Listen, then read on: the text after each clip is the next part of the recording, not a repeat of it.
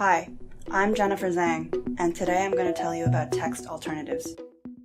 People who are blind need descriptions of meaningful images in our technology to know what they represent. These descriptions are called text alternatives. You might be wondering, how much text is too much or too little?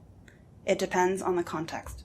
On this website, there are two pictures of a Microsoft Surface laptop. If we gave both pictures a text alternative of Surface, many people could still be confused. Are the pictures identical? What does Surface refer to? The text alternative needs to be longer. Imagine the text alternative for the first image was, Burgundy Surface laptop brings together Windows 10 with the latest hardware innovations from Surface to deliver the perfect balance of portability and power in a sleek design. This is a very long description. It would take a frustratingly long time for a screen reader to announce it. Plus, these product details are not essential to understanding the visual image. The best time to write text alternatives is during the spec phase of making a website.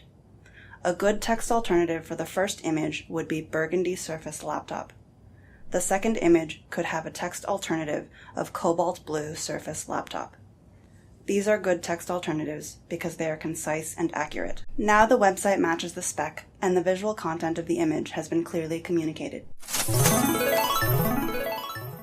Not all images need a text alternative. Sometimes the information provided by an image might be given using adjacent text, such as a caption. These images should be marked as decorative in the spec. Thanks for your time and attention. To learn more about text alternatives, visit microsoft.com/accessibility.